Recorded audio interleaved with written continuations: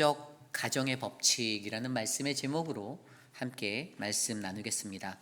성경적 가정의 법칙. 우리가 세상에 살면서 가정이라는 것을 가지고 살아가죠. 물론 가정이 없으신 분들도 있어서 죄송스럽기도 하지만 하나님이 이 땅에 살아가는 자들에게는 가정이라는 아주 좋은 울타리, 테두리를 주셨어요. 남자와 여자가 함께 만나 백년 가약을 맺고 가정을 이루고 자녀들을 낳고 살아가는 것, 이것은 우리가 인간적인 욕망과 욕심을 따라 살아가는 그러한 길이 아니라 하나님의 창조의 원리에 따라 우리가 그 거룩한 하나님의 창조 질서대로 이 땅에서 살아가는 그러한 은혜의 자리인 줄 저는 믿습니다. 여러분들도 그것을 믿으시기 바랍니다. 그런데 요즘 들어서 세상을 들여다보면요, 이 세상 속에서는요, 남녀 평등이다라고 말하는 것들, 사실 여러분 남녀 평등이라는 말도 양성주의자들은 되게 싫어해요. 양성 평등이다라고 얘기해야 되는데요, 제가 예전에 그 학교에서 그런 것들을 수업을 듣고 할 때 이 페미니스트들이나 이런 사람들이 강력하게 여성주의 신학자들이 주장했던 것이 양성이라는 겁니다. 뭐 남성, 여성 이게 아니라 차별이, 거기에 차별이 담겨 있다는 거예요. 차별을 두면 안 된다라는 말하는 거예요. 그래서 그것도 남성 평등이라고, 남녀 평등이라고 얘기했다가 한번 욕을 대박으로 먹었던 적이 있습니다. 양성 평등이라는 거예요. 세상이 바뀌었습니다. 여성분들의 인권이, 그들의 권위가 신장되었습니다. 올라갔어요. 여성들의 학력도 많이 올라갔습니다. 들여다보면 여자가 남자보다 더 똑똑할 때가 훨씬 많아요. 예전에는 남자가 제일 똑똑한 줄 알았는데 요즘에는 남자보다 여자들이 공부 더 잘하고요, 여성들이 더 지혜롭고 똑똑하다라고 할 때가 훨씬 많이 있습니다. 사실입니다. 그런데 성경적인 가르침 안에서 우리는 과연 하나님이 주시는 창조 질서에 이 가정론을 통하여서 과연 남성과 여성에 관해 우리가 어떻게 생각해야 하는지 우리가 한 번쯤은 생각해 보아야 한다는 겁니다. 오늘 우리가 묵상한 말씀은요, 이 서원과 서약에 관한 이야기예요. 하나님 앞에 서원하였던 것, 또 서약하였던 것들을 반드시 지켜야 하는데 하나님이 그것에 대해서 몇 가지 입섹션, 예외 조항들을 두셨어요. 그리고 이것을 통하여서 오늘 전체적인 밑그림은 바로 가정이라는 하나님이 세우신 이 가정의 법칙을 우리에게 알려주고 있습니다. 계속해서 우리가 묵상하는 말씀에서는요, 이제 가나안 땅에 들어가서 그들이 살아야 하는, 이스라엘이 살아야 하는 그들의 삶에 그들이 이 서원에 관한 규례를 어떻게 지키는가에 대해서 조명하고 있는 것 같지만 실상으로 오늘 이 말씀을 조목조목 들여다보면 서원과 서약이라는 그 한 가지 법칙에 대해서 이야기하는 것이 아니라 이 시대의 모든 하나님의 가정들, 공동체를 향한 하나님의 말씀이다라는 그 질서론을 담고 있습니다.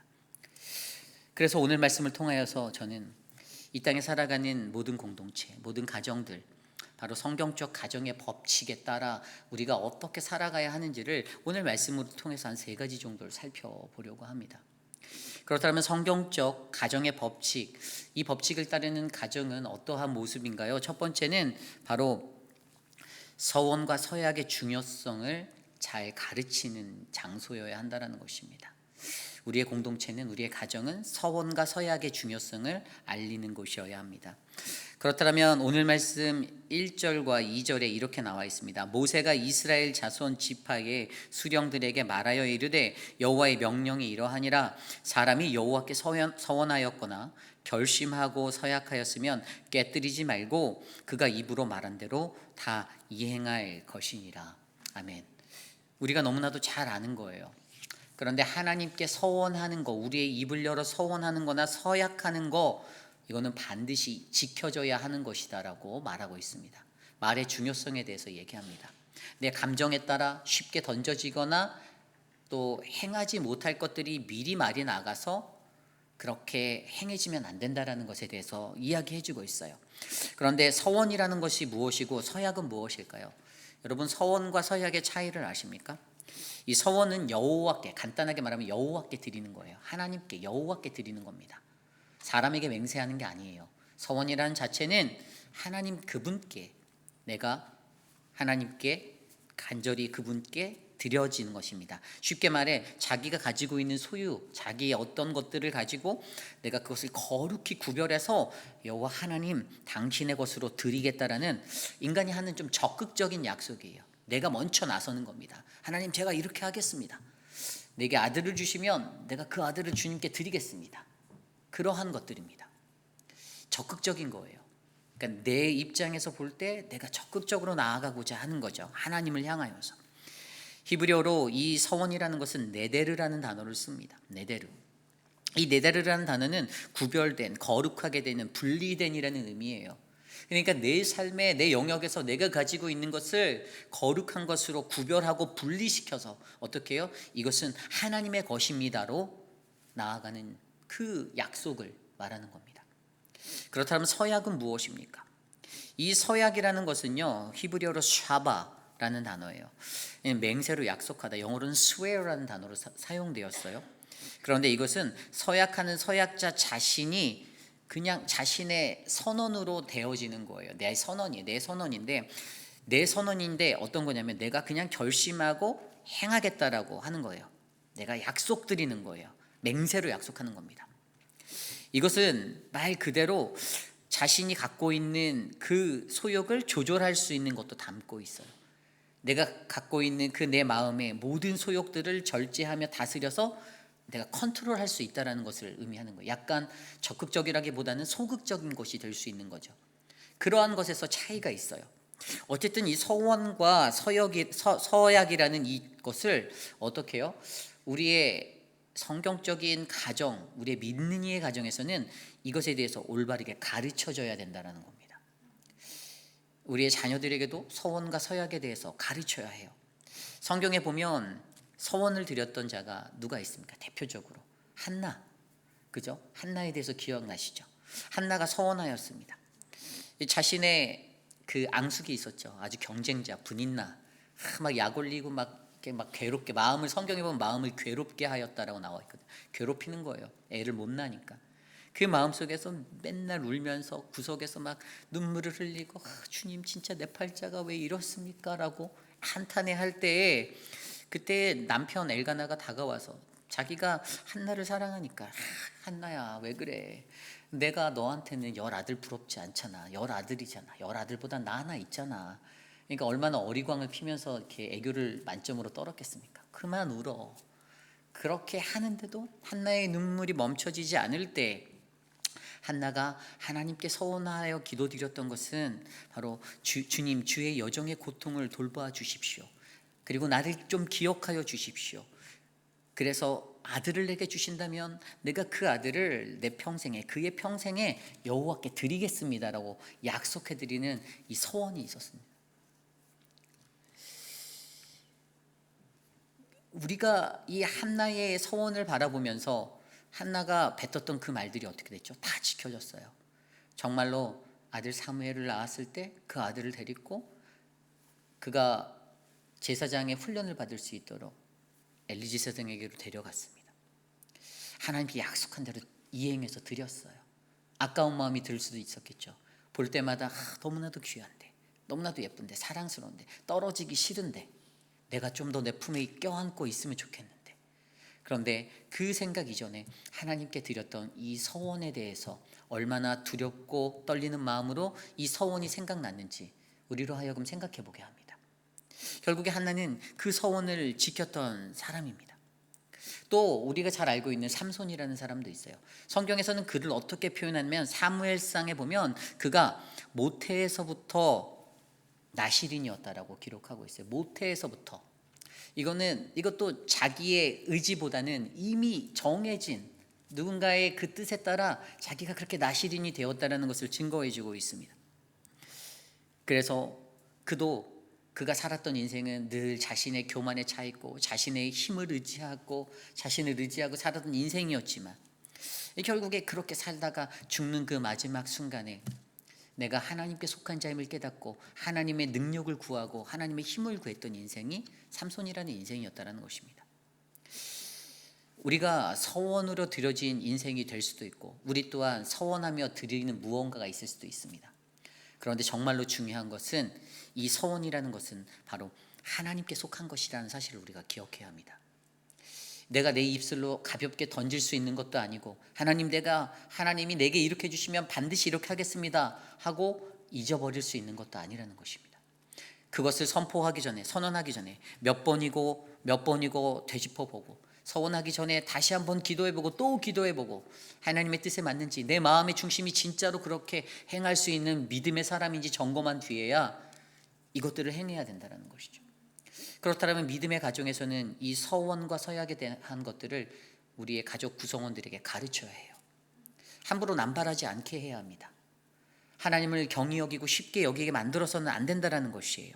전도서 5장 4절 말씀에 보면 내가 하나님께 서원하였거든 갚기를 더디하지 말라. 하나님은 우매한 자들을 기뻐하지 아니하시나니 서원한 것을 갚으라라고 말씀하십니다.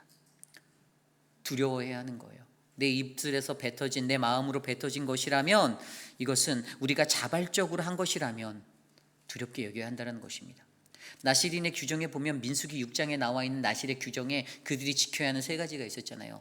독주를 하지 말라, 포도주를 하지 말라, 머리에 삭도를 대지 말라, 시체나 부정한 것들, 무덤가 그런 거 부정으로 접하지 말라.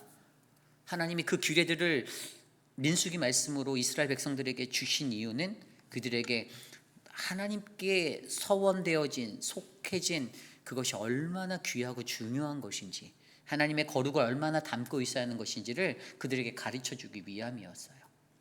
결국에 우리가 서원이라는 이것에 대한 그 거룩함과 그 소중함을 깨닫게 된다면, 아마 저와 여러분들 우리들의 삶 속에서도, 바로 성경적인 가정의 법칙에서도 우리는 이 서약에 관해서 우리의 자녀들에게, 사랑하는 우리의 가족들에게 하나님 앞에 드려지는 약속이 얼마나 중요한 것인지, 서원이 얼마나 중요하고 귀한 것인지, 우리가 함부로 뱉어서는 안 되는 것인지를 우리가 생각해 볼 수 있다는 것입니다. 저는 오늘 이곳에 계신 저와 여러분, 우리 모두가 이 서원의 중요성을 올바르게 아는 믿음의 가정이 되길 원합니다. 한 사람 한 사람이 이 서원과 서약의 중요성을 알고 이것대로 살아갔으면 좋겠어요. 이 서원의 중요성을 아는 사람은 결국에 순종의 사람이에요. 하지만 서원의 중요성을 모르는 사람은 불순종의 삶을 살 수밖에 없는 겁니다. 내 생각대로, 감정대로 맞았을 때는 하나님 동의합니다, 내가 그렇게 하겠습니다라고 했다가 조금이라도 뭔가 내가 계획했던 것과 틀리고 내 생각과 다른 것들로 펼쳐질 때는 쉽게 인간적인 계획을 바꾸고 마음을 바꾸고 내 마음대로 그 뜻을 바꾸는 그러한 인생이 될 수 있다는 것입니다. 결국에 우리가 순종의 삶을 살 것인가 불순종의 삶을 살 것인가는 결국에 우리가 하나님과의 약속, 이 서원을 얼마나 중요히 여기느냐, 소중히 여기느냐, 그것에 달려있음을 기억하시기를 바랍니다.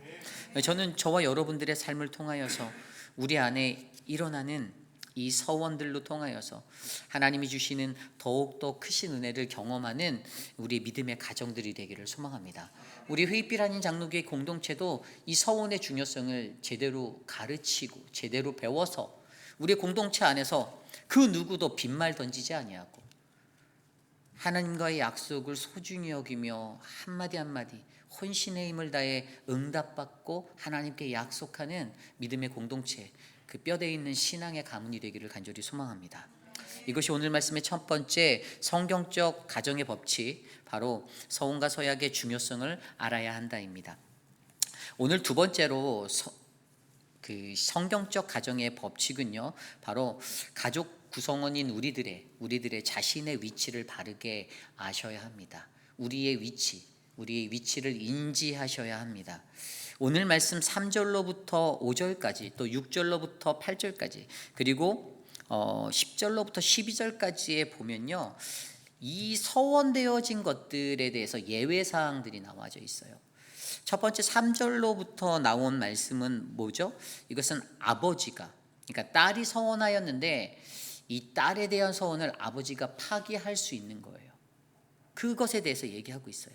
오늘 3절 말씀에 또 여자가 만일 어려서 그 아버지 집에 있을 때에 여호와께 서원한 일이나 스스로 결심하려 한 일이 있다고 하자. 4절입니다. 그의 아버지가 그의 서원이나 그가 결심한 서약을 듣고도 그에게 아무 말을 하지 않으면 그 모든 서원을 행해야 한다라고 나와 있습니다.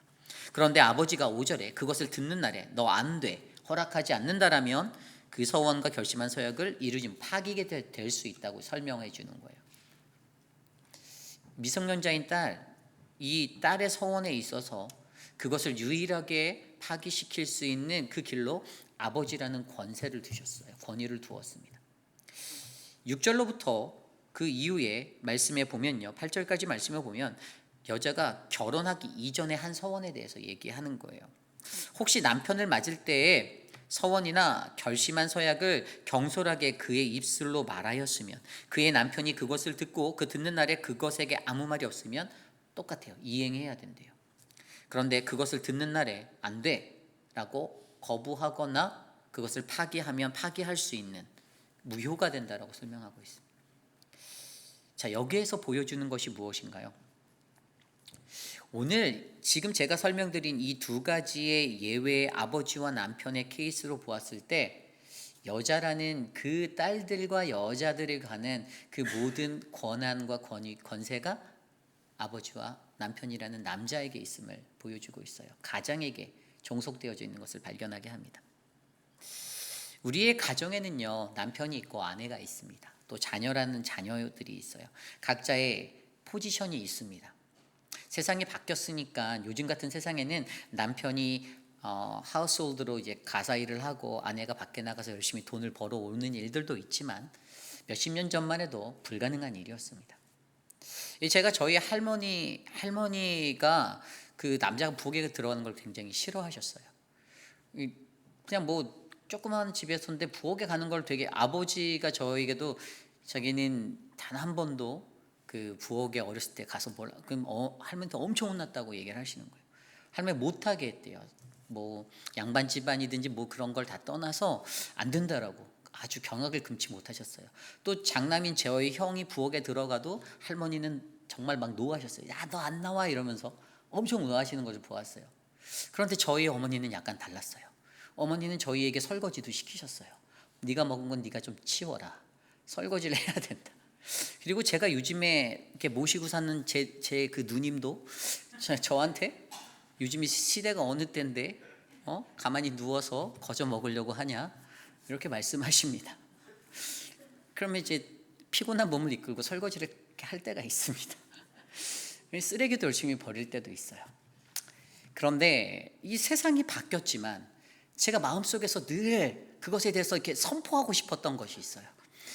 우리 아내에게도 목나 말하고 싶었던 것은 당신은 돕는 배필이요, 나는 하나님이 만들어주신 그 가정의 머리다라고 제가 선포를 하고 싶은데, 이 원리들이 요즘에 세상이 변해서 자칫 잘못 말했다가는 삶 매장을 당할 수 있거나 그 집 밖에 제 짐이 쌓여서 이렇게 놓여져 있을 수 있는 위기가 있어서 함부로 말을 못하고 있었던 거죠. 그런데 오늘 말씀을 보면 우리가 이런 질문 던질 수 있잖아요. 이 남자가 먼저냐 여자가 먼저냐? 여러분, 남자가 먼저입니까 여자가 먼저입니까? 감사합니다. 성경적으로 너무 훌륭하신 분들이에요. 어떤 분들은 간혹가다 그 개념을 여성의 배에서 태어났기 때문에 여자가 먼저다라고 닭이 먼저냐 병아리가 먼저냐의 논리로 따지시는 분이 있는데, 정확히 성경을 들여다보면 남자가 먼저입니다. 진짜 남자가 먼저예요.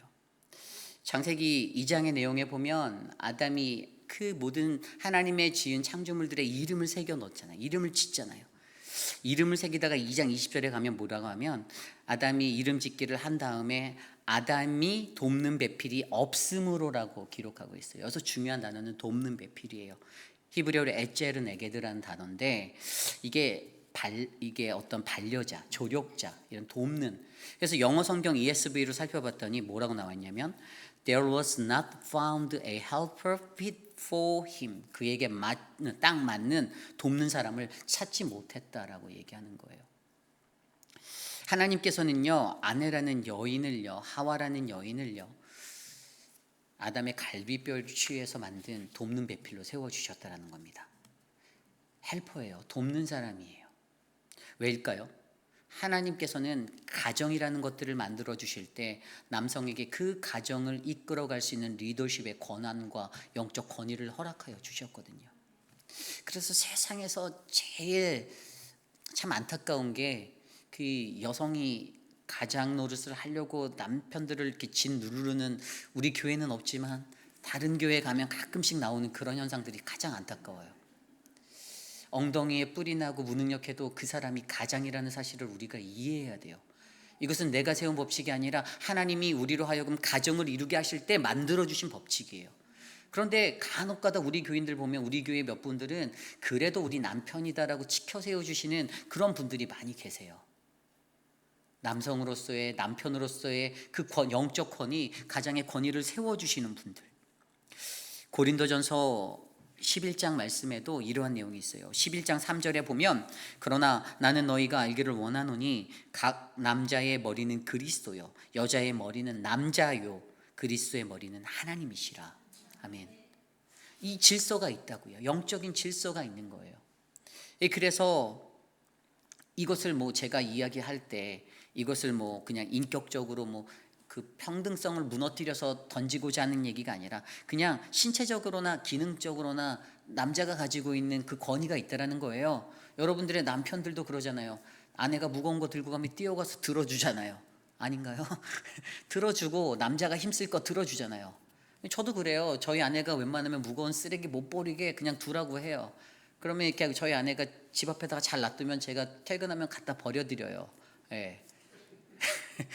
영적 권위, 힘을 남자가 쓸 수 있는 기능적인 측면에서 말하는 거예요. 기능적인 측면에서.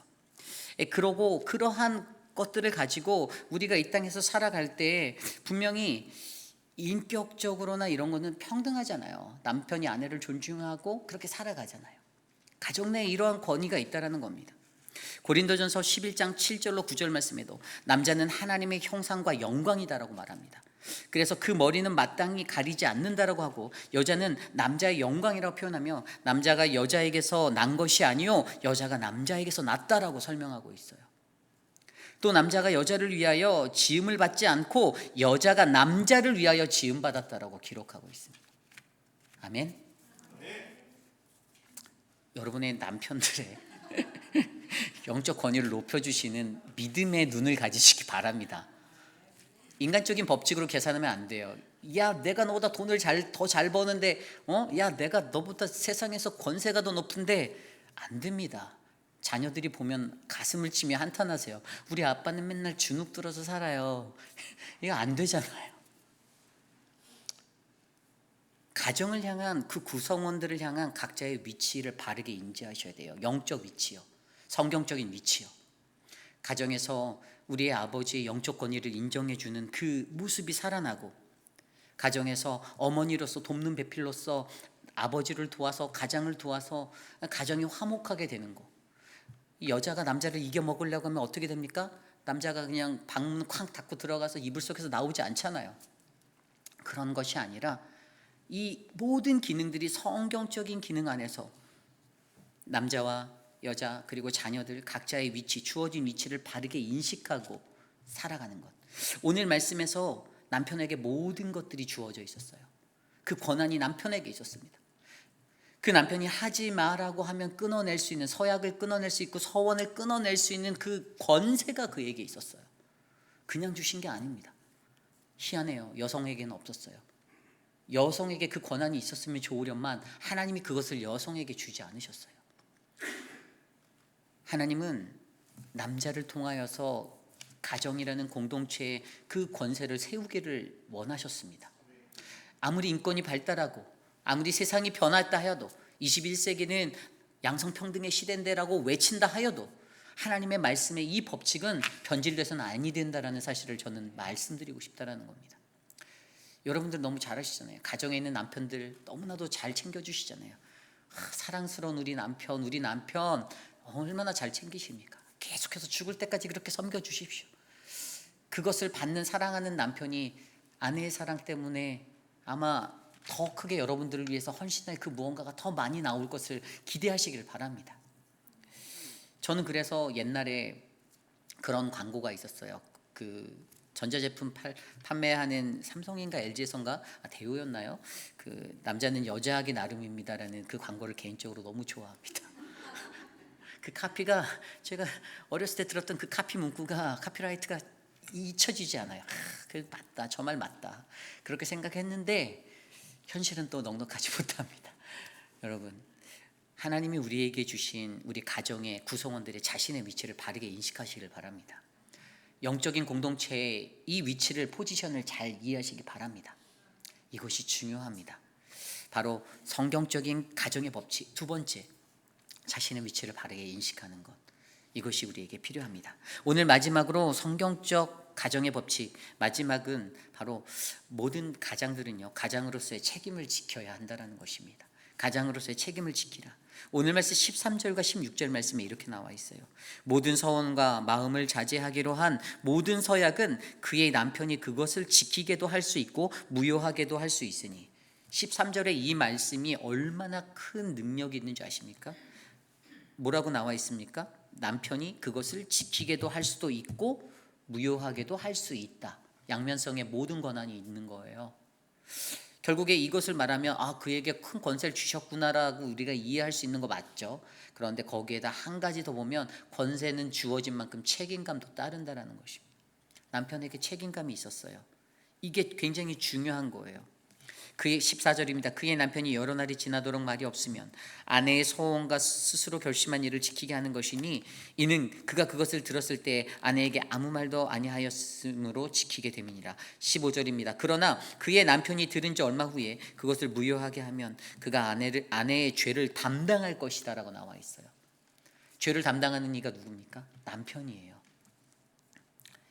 그리고 16절에 기가 막힌 말씀이 나오죠. 이는 여호와께서 모세에게 명령하신 규례니 남편이 아내에게 아버지가 자기 집에 있는 어린 딸에 대한 것이라.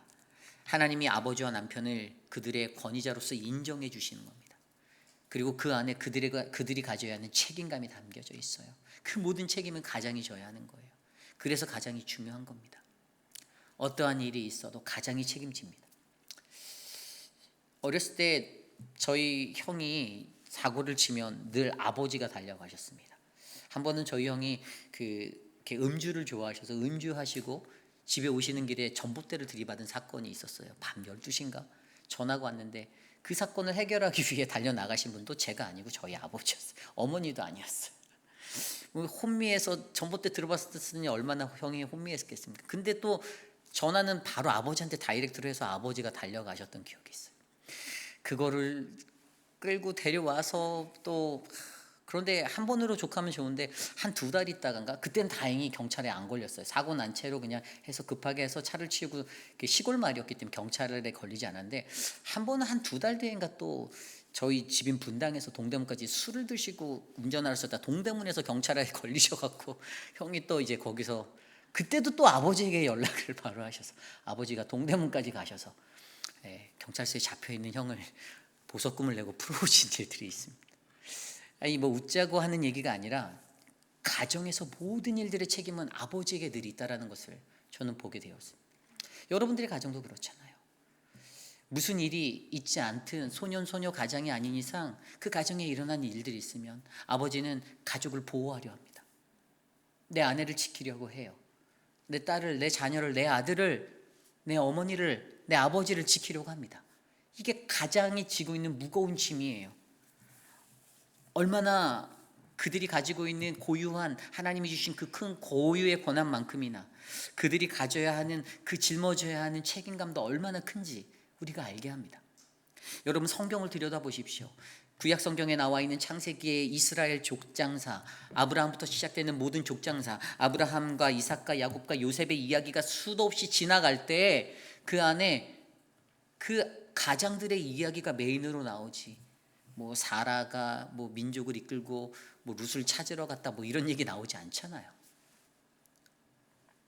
모든 것에 다 하나님이 가장이라는 그 가정에 세운 가장을 통하여 어떻게 해요? 그들에게 감당해야 할 책임감들을 주셨다는 겁니다. 우리가 잘 알고 있는 룻이 포로로 잡혀서 어떻게 됐습니까? 그 상황 속에서도 연합된 그 이방 족속들이 쳐서 그 상황 속에서 포로로 붙잡혔을 때 아브라함이 찾으러 갔잖아요. 책임감을 느낀 거예요. 가장으로서, 이 민족의 이 족장의 책임감으로서, 내 조카를 잡아가 내가 너희들을 멸하리라, 다시 찾아오리라, 목숨 걸고 뛰어갔습니다. 가장의 역할이고 가장의 책임입니다. 여러분 여러분들의 사랑하는 남편들에게 오늘 집에 가셔서 수고했어, 고생 많았어라고 등을 토닥거려 주시기를 부탁드립니다.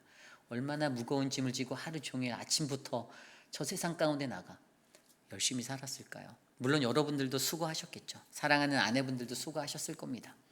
그럼에도 불구하고 우리가 그들이 짊어지고 있는 그 무거운 짐을 두 눈으로 목격하고 바라보고 그것을 이해한다라면 우리는 우리의 가정에서 남편들을 향해서 작은 박수와 갈채를 보낼 수 있는 그런 믿음의 돕는 배필이 될 수 있지 않을까 싶습니다. 오늘 말씀에서는요, 이러한 성경적 가정의 법칙을 살펴보았어요. 그런데 제가 이것들을 영적으로 고민해 보았습니다. 세상은 비록 변하였지만 우리 교회를 공동체를 빗대어 보았어요. 여러분, 우리 교회 공동체 가장이 누굽니까? 저라고 말씀하시면 안 되고요. 우리 당회원들이세요. 장로님들, 저 포함되어 있죠, 당회원 안에. 그런데 너무나도 안타까운 현실은 우리 교회가 아닌 다른 교회에서는요, 그런 일들이 일어날 수 있어요. 당회원들이 늘 독재자다라고 이렇게 오명을 받을 때가 많아요. 분명히 여러분들이 민주주의적으로 투표해서 뽑아주신 자들인데 하나님께 지혜를 구하고 기도해서 주의 길을 걸어가야 할 하나님의 교회를 이끌 리더십을 발휘하기 위해서 무언가를 결정하고 세웠을 때 그것들이 우리들은 너희들의 독단으로 이렇게 할 수 있냐, 소수의 권리는 무시될 수 있냐라고 핀잔을 받을 때가 있다는 겁니다. 그런데 잘 생각해 보십시오. 하나님이 그 권세를 그 가장들에게 주셨습니다. 그거는 하나님의 이 가정의 공동체의 원리인 거예요. 하나님이 그들에게 그 영적 권위를 부어주심으로써 어떻게 해요? 사랑하는 여러분들이 돕는 배필로서 가장을 도와 우리 회의빛 한인 장로교회 공동체를 아름답게 끌어갈 수 있도록 하나님이 그 체계를 만들어 주셨다는 것입니다.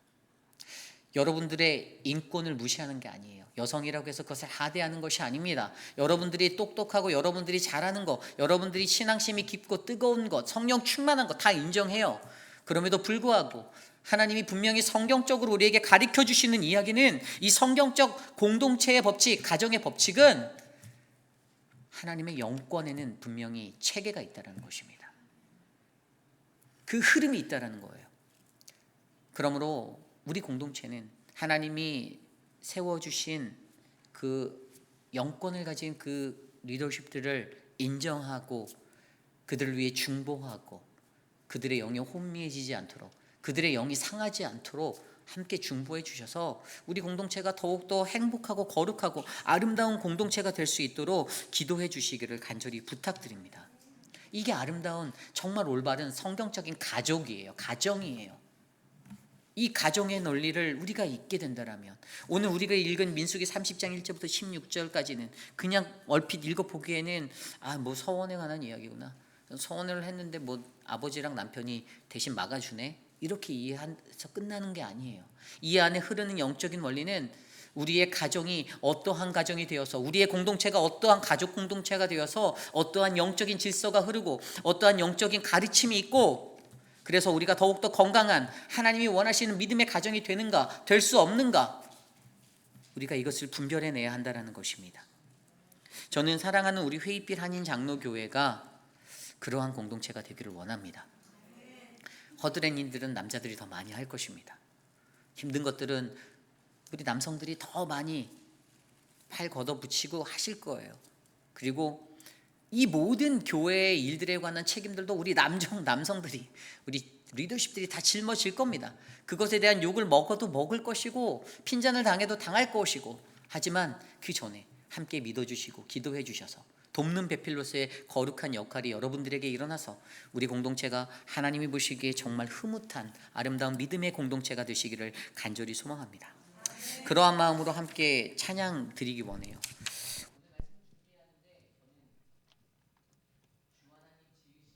세계라는 찬양이 생각이 났습니다.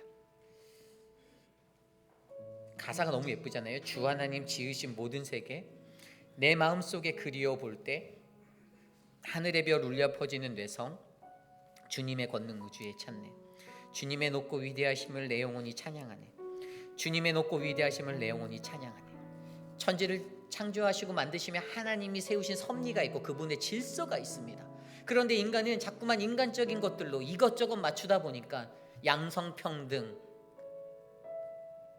동성애, 말도 안 되는 것들로 이슈를 만들고 세상을 휘어잡고 하나님의 말씀, 성경적인 것에서 전혀 떠난 엉뚱한 것을 가지고 시비를 걸고 다툼을 일으킵니다.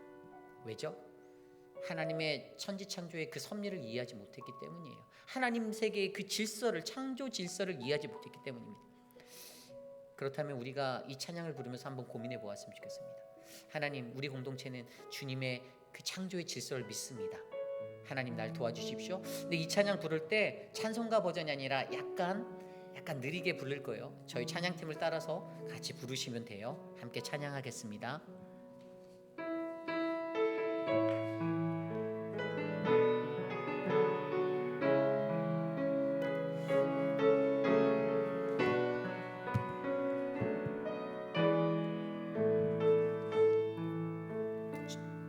주 하나님 지으신 모든 세계 내 마음 속에 그리어볼 때 하늘의 별 울려 펴지는 뇌성 주님의 권능 의주에 참네. 주님의 높고 위대하심이 내 영혼이 찬양하네. 주님의 높고 위대하심이 내 영혼이 찬양하네. 숲속이나 험한 산 골짜기에서 지저귀니 저 새소리들과 고요하게 흐르는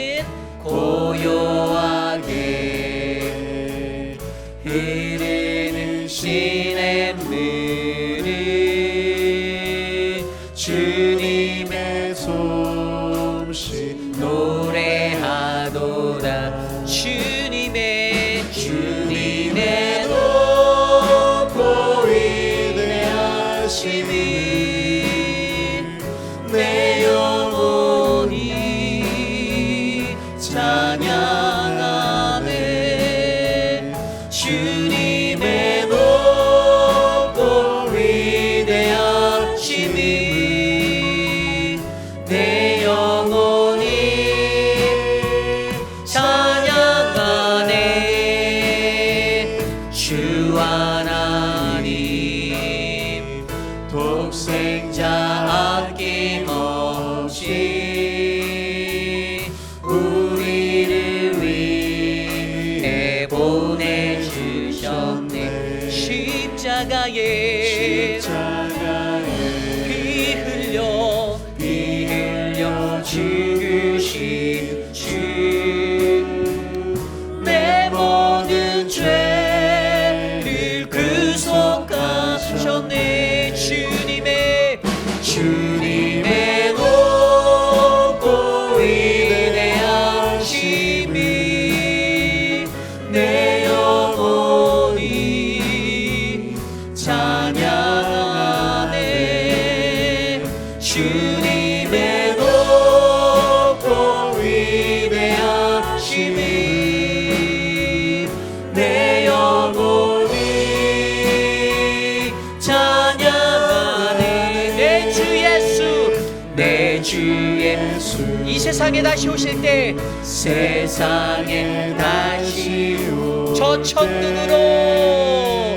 저 천국으로 날 인도하리. 나 겸손히 엎드려 경배하며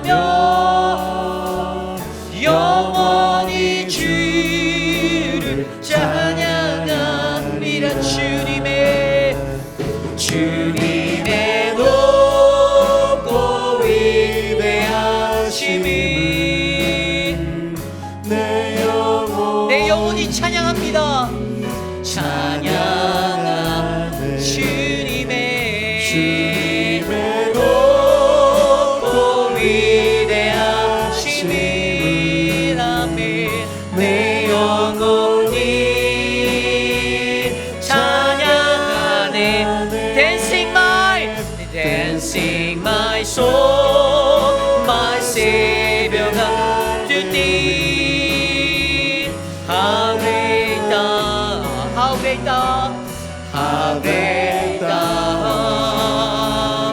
Dancing my soul, my Savior God to thee. How great thou, how dancing my soul, my Savior God to thee. How great thou, how great thou, how great thou. Dancing my soul, my Savior God to thee. How great thou, how great thou, how great thou. Dancing my soul, my Savior God to thee. How great thou, how great thou. 그렇습니다. How great thou, how great thou. Dancing my soul, my Savior God to thee. How great thou.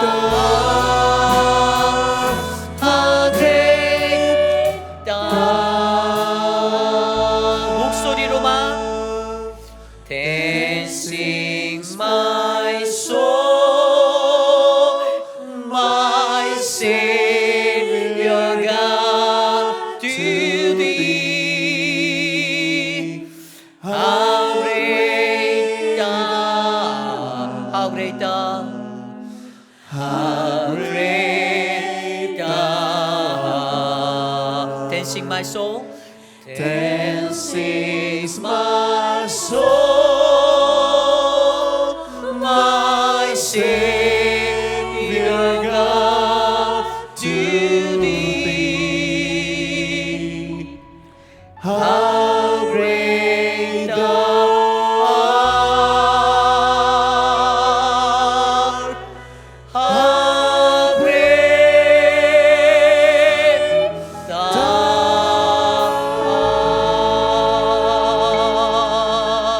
art. 그렇습니다. 우리가 기도하는 것은 하나님, 사랑하는 우리 회의빛 한인 장로교회가 또 사랑하는 우리 성도님들의 가정이 하나님의 성경적인 가르침을 받은 그 창조의 질서에 따른 믿음의 가정이 되기를 소망합니다. 하나님, 우리 안에 세워주신 하나님의 창조 질서, 하나님 가장을 두시고 돕는 배필들을 주시고 자녀들을 주셔서 하나님, 우리 회의빛 한인 장로교회라는 이 거룩한 공동체가 하나님의 높으심, 그 위대하심, 내 영혼이 찬양할 수 있는 그 찬양이 울려 퍼지는 장소가 되게 하여 달라라고 우리 함께 이 시간 기도하기 원합니다. 특별히 기도할 때 우리 당회원들을 위해서, 또 리더십들을 위해서, 직분자들을 위해서, 또 돕는 배필로 세워주신 모든 성도 공동체들을 위해서, 우리의 가정을 위해서 함께 이 시간 합심하여 기도합니다. 하나님 도와주십시오. 주님이 지으신 아름다운 이 창조 속에서, 하나님의 온 세계 속에서 주님의 창조 질서를 마주하게 하여 주시니 감사합니다. 하나님, 우리의 회의빛 한인 장로교회 공동체가 하나님을 더 높여 찬양하고 하나님의 위대하심을 나타내는 하나님 그 영적인 공동체가 되기를 원합니다.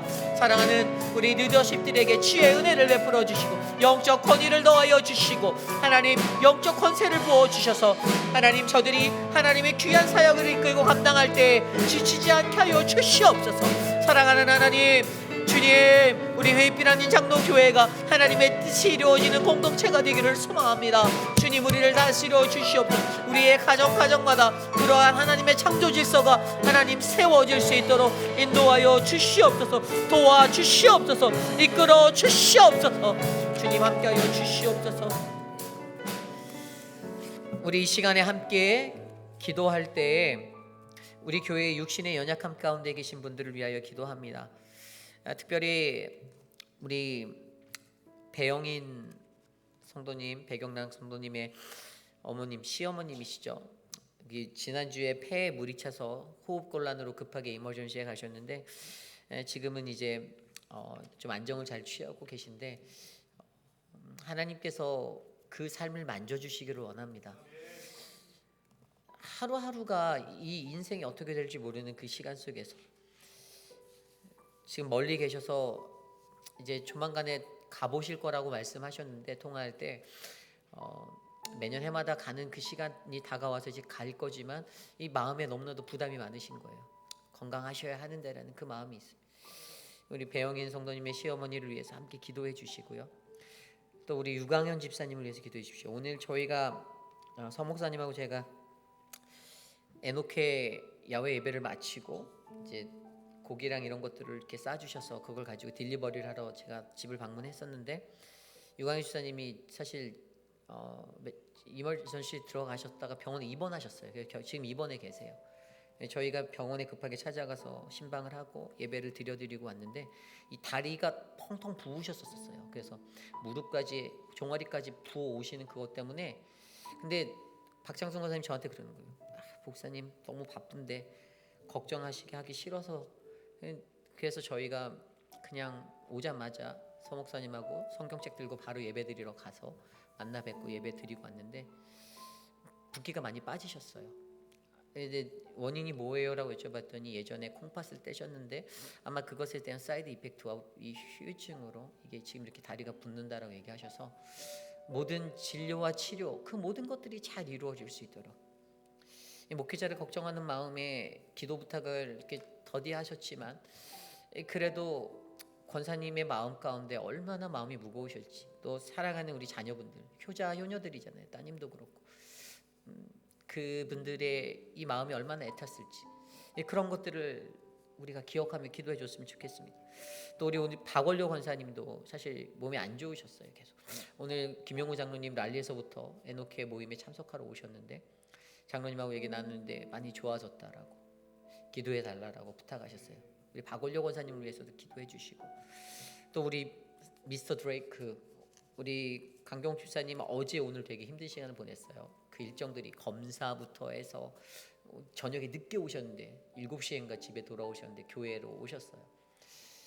하나님께서 지켜주시는 것 같아요. 이 드레이크의 삶에도 그 모든 것들이 그냥 인간의 계획이 아니라 하나님의 것으로 다 잘 됐다라고 저에게 말씀해 주시는데 감사하더라고요. 여러분 우리에게는 이렇게 기도해야 하는 그런 분들이 계세요. 우리 김춘호 장로님도 아직 수술을 못 하셨어요. 눈 수술.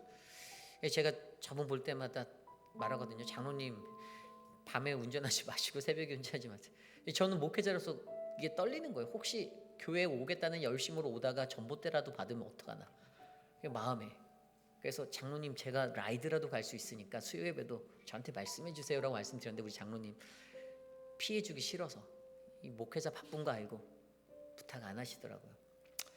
기도해야 할 분들이 너무나도 많이 있는 것 같습니다. 우리 오수덕 집사님의 미스터 체리를 위해서도 수술 날짜가 이제 5월 말에 잡히고 이런 모든 것들 하나님이 인도하신 대로 그것들 다 이루어질 텐데 우리 이춘선 성도님도 허리 수술하시고 이제 회복 중에 계신데 그 모든 것들도 한 분 한 분 생각하면 너무나도 많은 분들이 아파하고 힘들어하시는 분들이 계시는 거예요.